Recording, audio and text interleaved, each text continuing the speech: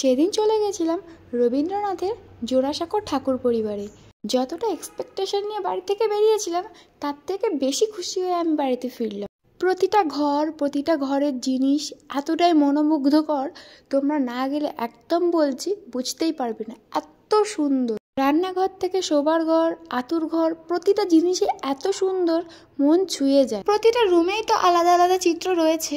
এছাড়া বারান্দায় ঠাকুর পরিবারের সমস্ত সদস্যদের চিত্র এবং নাম লেখা রয়েছে, যা তোমরা না আসলে বুঝতেই পারবে না।